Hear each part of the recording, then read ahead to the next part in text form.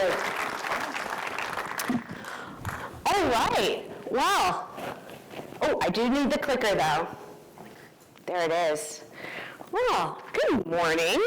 We can view the timed agenda. There's nothing like doing this live with real tech time in 2.5 years. So I would love to invite all of you to literally back, relax, put your feet up, get some popcorn.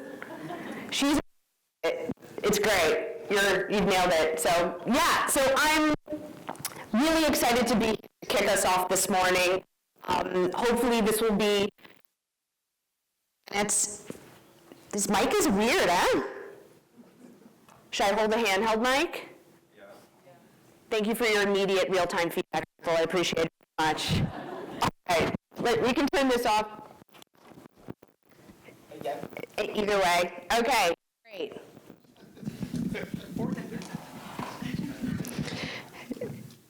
Hello. There it is. All right, clap for it now. Excellent. This one is kind of a bit in and out as well. You know what? Give it up for the sound guys, because I think this is like their first thing. We're all like coming back into like a real life situation. So clap for the sound team. All right. Do you guys know that part of the best thing about being in enablement is being able to stand in front of a room of people doing anything, they clap for you because you tell them to? You guys, we are a very powerful bunch in this room. And so today, I'm Andrea. I lead revenue enablement at Showpad. I joined Showpad recently after 8 years at LinkedIn, first in enablement, and then, well, actually later in enablement, but first as a salesperson. Earlier, I used to work in recruitment and then the arts, so I'm sure you can all multitask by checking me out at LinkedIn. But I'm really, really excited to be with you all here today to talk about the future of sales enablement. So today, we are going to talk through a couple of things. I'm going to start with a brief State of the Union, and then talk about some of the trends and directions that we can start to think about as enablers, as an industry, to start to go on. So for those of you multitasking, I would invite you, unless you're taking pictures and videos and loads of notes of this presentation, to just sunset your work, be on the court, and we'll spend a half an hour together to talk about how do we, as the people at the forefront of the enablement field and industry, be the change we want to see in order to move our market and our profession forward. And look, I'll be straight up, because there's like 57 people in here or something like that, and it's kind of strange. It feels like right before a movie starts and you can kind of see everyone in the theater and you're like, this is super weird, please turn the lights down. So I'll just be really leveling with you guys that I'm right here in the boat with you, you know? 10 years ago, I didn't work in enablement either, and neither did many of you.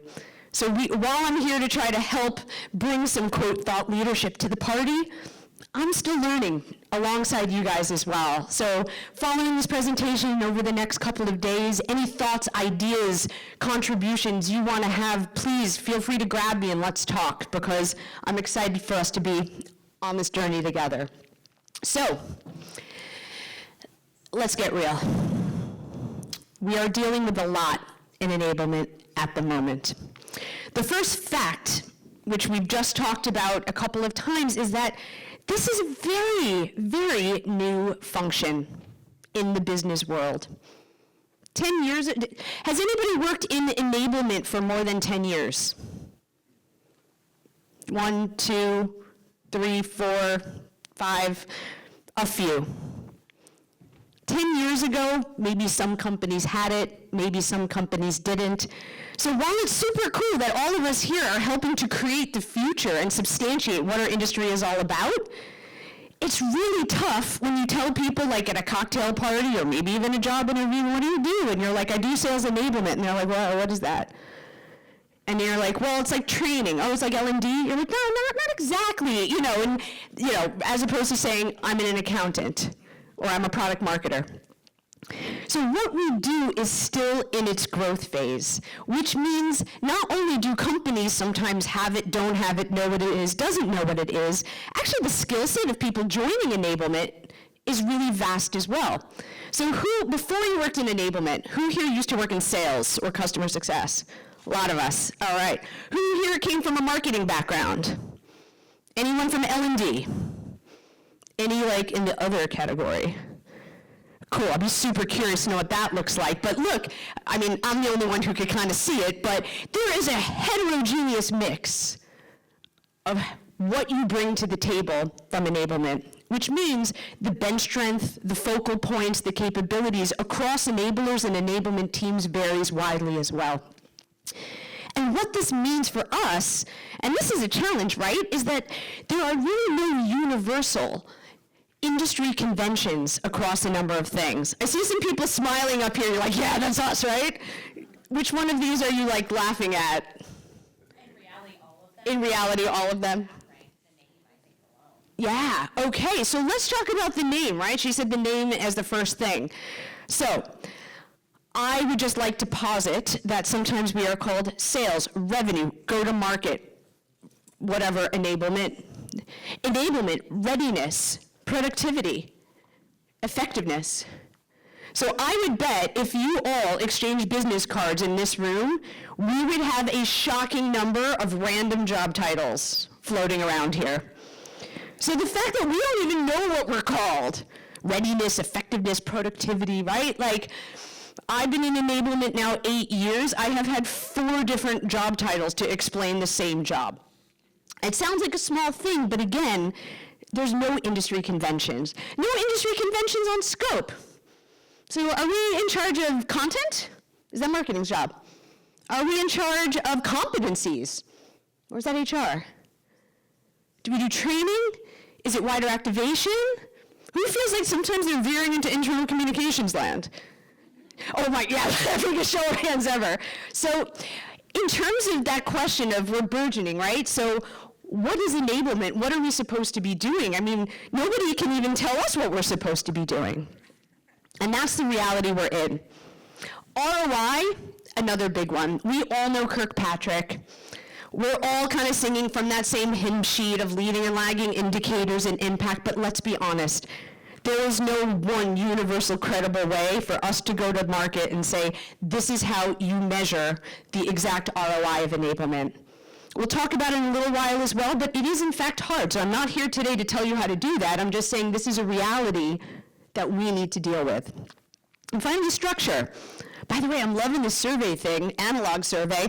Who here reports in through sales or a CRO leader? Their org, not you personally necessarily. Who here reports in through RevOps or sales ops? Who here reports in through marketing, or who here reports through other? Again, so it's one thing to say, hey, business, you need sales enablement. Hey, business, you need to invest in sales enablement. Don't know what we're called, what we're in charge of, or how we're going to measure success, but also, where within this business should we sit? Who's our boss? Where does this nestle? So again, the reality is a heterogeneous, burgeoning, slightly confusing, and sometimes frustrating mix. And in order to think about the future, you have to anchor on what's the reality of the situation and where you're starting. So if this is the background, if this is the context and where we're at, what challenges does that create for us as enablers? So identifying where those choke points are, where the bottlenecks are, where those challenges really exist, will help us understand what we're going to need to do to help solve for that. So I want to talk to you guys about a couple that I've seen. I am sure you're going to sit here saying, well, what about this and what about that? And, you know, it is true, but I'm curious to know how these resonate with all of you. Because if we agree that these are some of the issues out there, if we don't change the way we're looking at it, well, you know, even Einstein realized that hope is not a strategy. Insanity is doing the same thing over and over, expecting a different outcome. So let's talk about the sales paradox. Here's the sales paradox.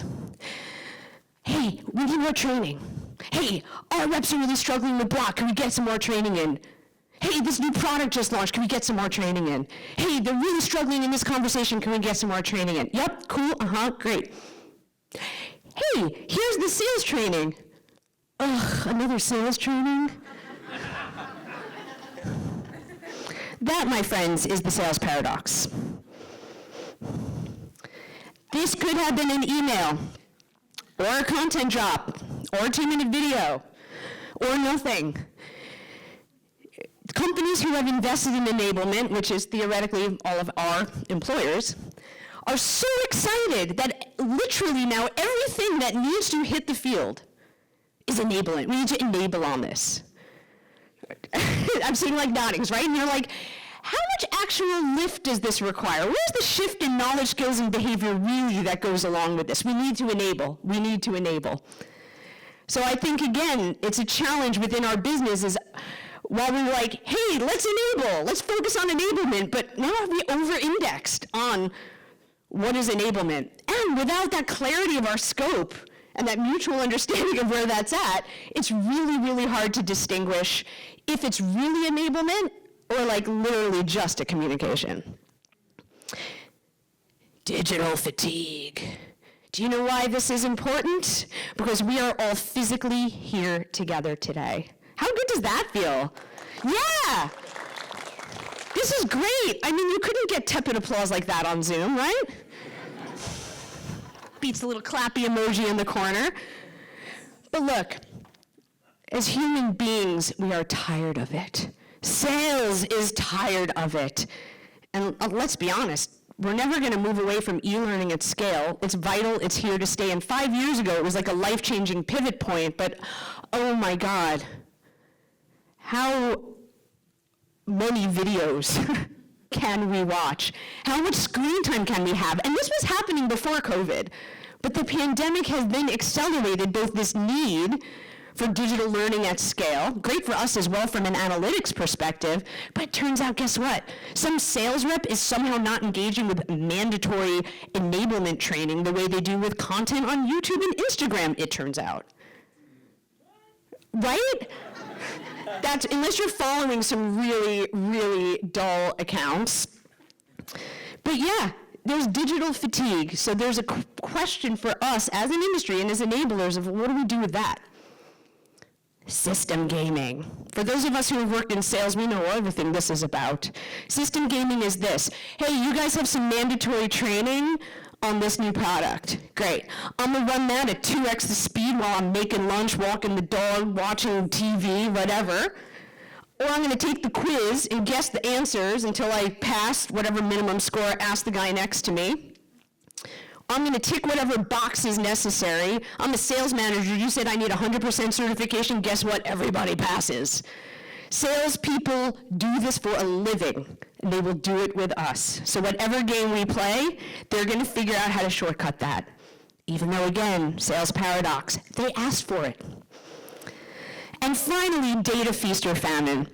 Does anybody here struggle to get just enough business intelligence to be able to say, here's how we're going to measure this? Does anybody feel like there's so much business intelligence, you're like, how are we going to measure this? So we are living in a world where there is either so much or not enough, right? And without any industry conventions on how do we measure initiatives, how do we actually demonstrate the ROI of enablement, we're really either wading through too much or not enough, and it's tough. It's tough for all of us. And look, I'm going to talk about this a bit more later on, but let's be honest with ourselves. We're human. There's something called confirmation bias. Has anybody ever heard of that in behavioral psychology? It's basically where you spin the facts to back up the story you want to tell. So when we are using data to talk about the impact of enablement, I would bet my bottom dollar we are searching for the data that substantiates some even loose correlation between the number of reps who went through this and look what they're doing now with sales. And if any of you have had to present that to sales leadership, they're going to sit across the table and poke holes in that, because if you pulled a whole different set of numbers, it would be showing a different set of stories. Also, just going to put it out there, what about the intangible nature of learning? On a P&L, from an accountancy perspective, actually people, human capital, is only actually accounted for as a liability, even though a lot of companies would say people are our first priority. So we're living in this imperfect world. We're living with a bit of insanity. So what I'd love to talk about now, you want to go back and take pictures of the screen? You're welcome. Is it good? Do I have to pull this in a bit? No, are you good? Okay. Anybody else want to take some pictures before we move on? That guy? You got it? How do I look? Thank you. This is really fun, you guys. This is like, just feels like we're like amongst friends. So look, it's okay to just point out problems, but unlike most salespeople, we're actually going to talk about a few potential solutions. I'm not, like if I had magical solutions to every single one of these problems, I would quit, start my own business, and be all y'all's bosses and an absolute multimillionaire. So these aren't watertight.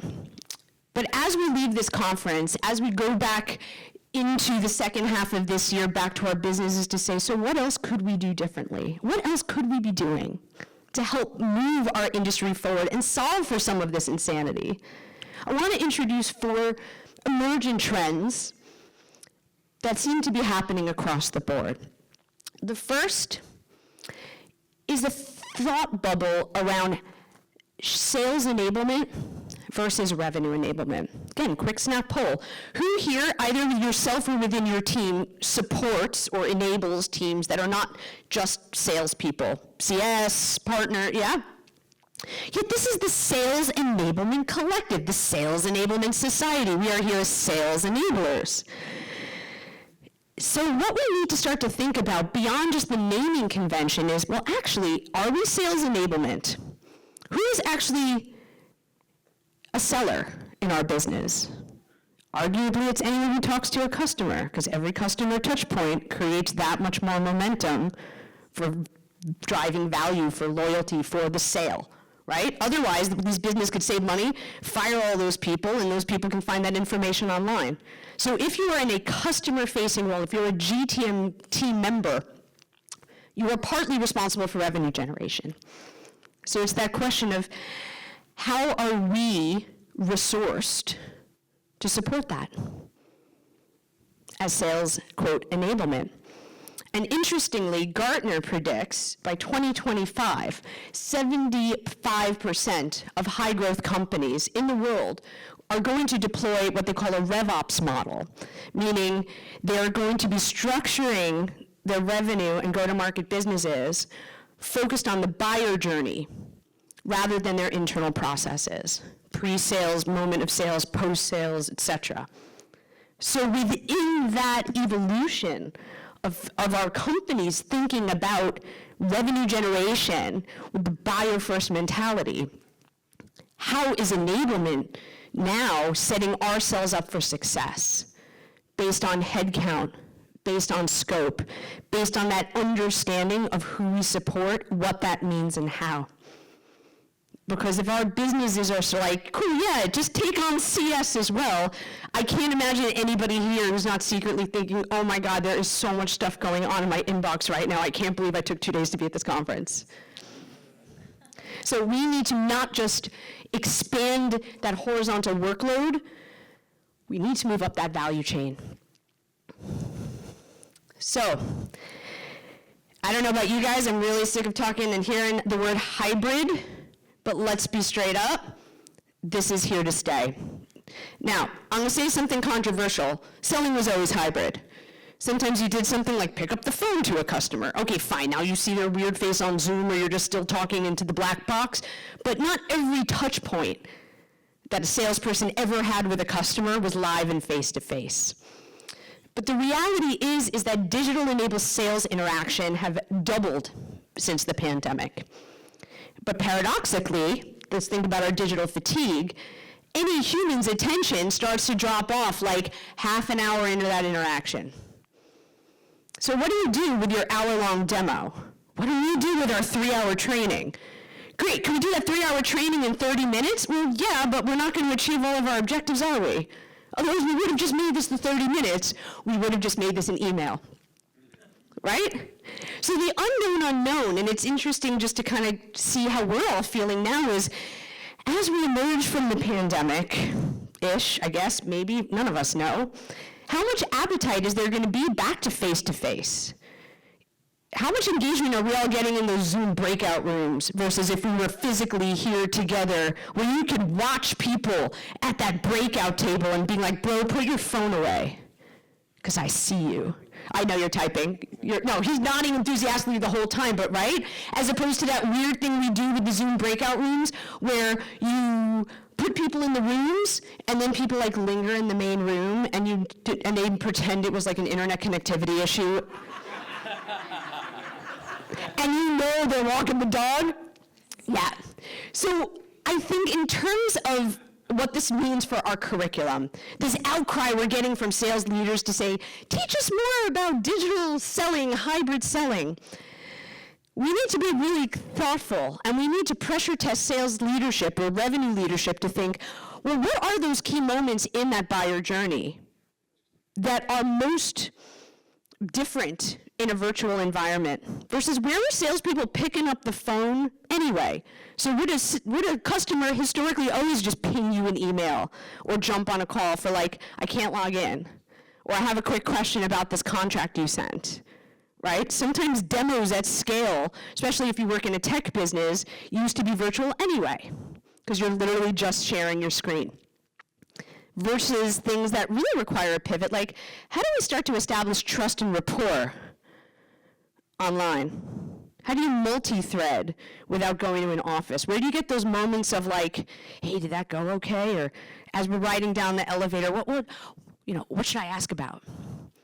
So as we as enablers can't just be like, great, digital selling is blah, hybrid selling is this. Where does it matter? And for us as enablers, how do we start to balance the increasing influx of enablement we need to get across versus this energy drop-off? And I'll tell you what, you guys, for those of you who haven't done any live training recently, this is my first live situation in like 2 years. And it's 9 in the morning, and everyone's just sort of like cruising there. But I will tell you what, the energy is awesome. Great. So, we talked a lot about ROI and sales and what does this mean, but you know what, you guys, guess what? We are people. And actually, there is a departure that has happened that I think we need to get back to, where we need to focus not just on sales trends, but on broader talent trends. So LinkedIn's 2022 Global Talent Trends Report actually shows here that there's broader considerations for any person, any human considering a new job this year and moving forward. So what you can see here is that Comp and Ben's colleagues in culture and work-life balance are 3 key criteria, right? So the question I have is, as enablement people, how can we be seen as an employee benefit? At Showpad, actually, in our enablement charter, we have enablement as a benefit in there. So back to the sales paradox, another sales training. How lucky are you, as a salesperson, that you have the opportunity to get better? I believe our duty of care as enablers, truly, is to ensure every person, every seller, revenue person who comes through our company leaves better than when they came. That's how we've done our jobs.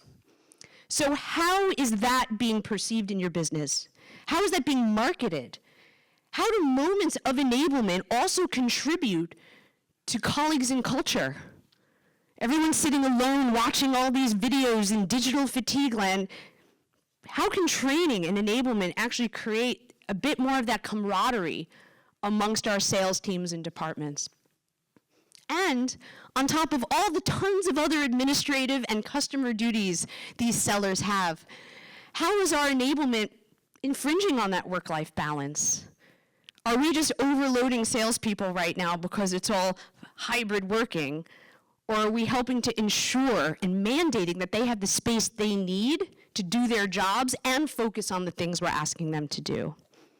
Or could this have been an email? So this is, I think, going to be a critical change in that perception of moving up the value chain, because effectively what we do is an asset to any employee in our business.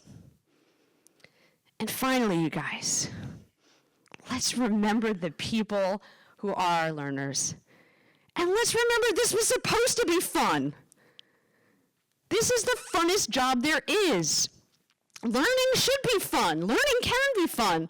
We do it with little kids all the time. Somehow learning in the corporate life's just got to be really, really dry. And why let L&D have all the cool stuff, honestly? Fine, you need to do product certification? Great. When is the last time you thought, what do our learners really need? What's going to really switch them on to this? What's going to really take it home for them? How do we make them go, oh, great, the next enablement program, can't wait for that? Nobody wants a job where the feedback every time you speak out loud and tell them what's coming is, ugh, that sucks. No way. So some of the things that I've done both at LinkedIn and Showpad is start to think of, all right, what are other ways beyond the traditional methods we can get people to learn? So for instance, if you're focusing on pitching and agility, why not use principles of theater and improv? I ran a discovery session once actually using an ex-journalist to talk about questioning techniques that they use to really extract more truth out of someone. It's really interesting. I don't have time to tell you all the good stuff now, but catch me anytime. It was riveting. People really appreciated the tangential and experiential nature of what it is. And for those of you who don't come from a learning design background, I didn't either, just think to yourselves, what would make this cool?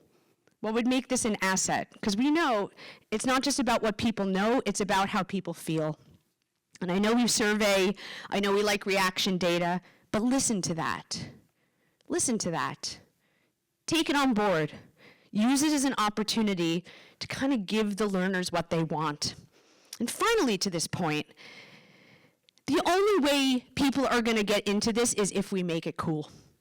So a recommendation to all of you, to all of us, is how are we making a commitment to learning, a commitment to enablement, social normative behavior at your company?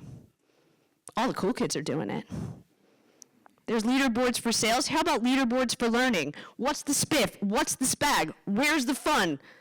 Who are the best people in your business, and are they our best champions? Are they hooting and hollering and be like, you know what, you guys, if you don't stop and take this training seriously, it's good luck. We just, at Showpad, actually are rolling out a new product certification.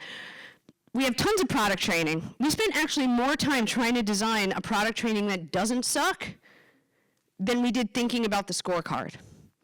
Because that is harder. Because we said, how do we make this fun? How do we make people say, you know what? I've opened this page in my Showpad. I'm clicking through this really innovative, interesting, different sort of experience. This is kind of cool. What we do is cool, and what we do is fun. And so we need to meet learners where they are while meeting those competing demands of our business. So to wrap, the key thing I'm hoping we all can take away to here is that we know our roles and our industry can sometimes be frustrating. And it feels like sometimes as enablers, we are dragging our businesses along with us on this journey. But now is such a unique and exciting moment for all of us. All of us here today can actually be the change we want to see and set the pace for what we want enablement to be. So the people sitting in this room 5 years from now are like, thanks, gang from 2022. We now know our scope. We now know our job titles. We now know how we're measuring, right? But what got us here won't necessarily get us there. So now is the time for all of us to start thinking differently and taking action. Otherwise, it's just the definition of insanity.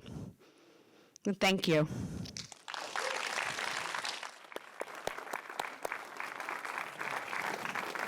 Any Q&A for Andrea? A couple more minutes. In the spirit of keeping it fun and cool, I'm curious to know your thoughts. Like something we struggle with is like, oh, we'll give out prizes for the best. Oh, sorry. Okay. Okay, now the mics are good.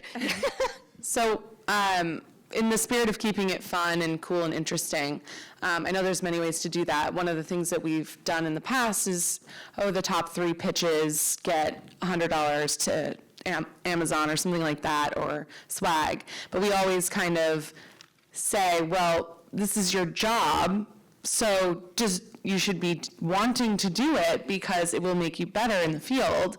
So how do you balance, the carrot and the stick method, if I can? Totally. That makes a ton of sense. And as I said, if I had all the answers, we'd all be marching out of here and selling all this stuff to everybody else. So I can give you my perspective on it, though.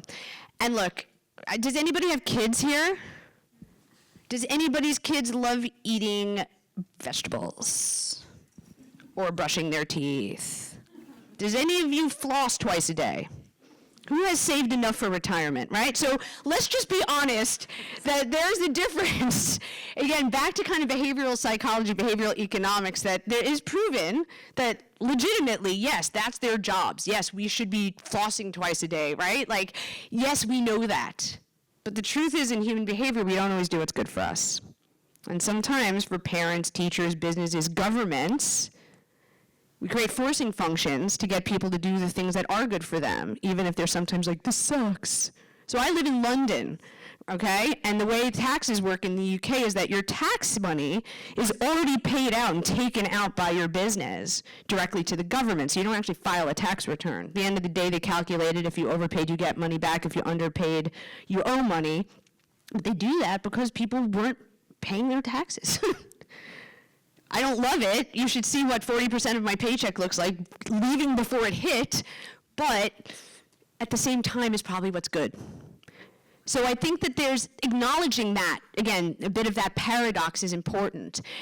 So I would say in terms of carrot and stick, look, a $100 gift card is not going to make someone not watch this at 2x the speed, let's be honest. Or they're like, I could either go to this workshop or sell something and make $100,000 in commission, thanks.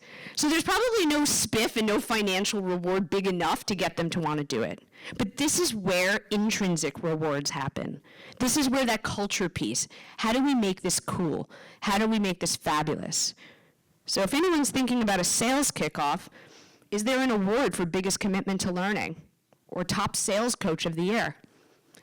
How do we make it celebrated organically and in everything? So at the next sales all hands, hey, you know what, you guys, this person did this thing after taking this training and here's how it oh, that's cool. He's doing that? Oh, awesome. Or that's getting rewarded, or our CRO cares about that sort of stuff. So it could be anything from these being criteria for promotion and performance reviews beyond, say, sales results. Or it could be those micro moments of celebration. So I would say focus on how to weave it in as like cultural cool, as opposed to just like those like tactical forcing functions. Especially if people aren't really in the office anymore, you can't be like, I will have a pizza party. It's harder with people in their homes. And nobody's gonna be more committed to learning because they're getting bribed to. It's not like giving your kid $1 every time they eat broccoli. Does that help? Yeah, super helpful. Cool. So I feel very, very seen after your presentation.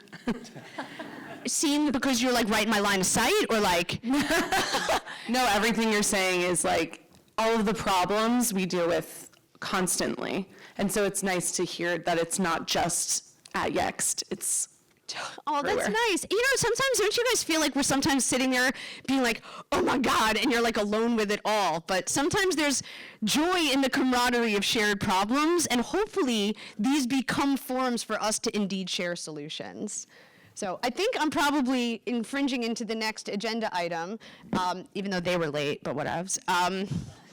Is there time for one more question, or we need to wrap? Great. Well, look, thank you all so much. And as a quick takeaway, I am not paid to say this, but Showpad has an enablement maturity calculator. It's a totally free tool. It's cool. So if you guys are wondering, how are we trending? What could we be doing more of? What are the industry benchmarks for certain pillars of enablement? Feel free to use this calculator. And you can then at least have some data and insights about how your team is measuring up to hopefully take some of the themes that we talked about today to take away to think, how can I start to apply these in our business? It has been such a joy spending time with you all. Thank you for your engagement, your thoughtful questions, your super glamorous photos, and I really look forward to spending the next 2 days together. So thank you.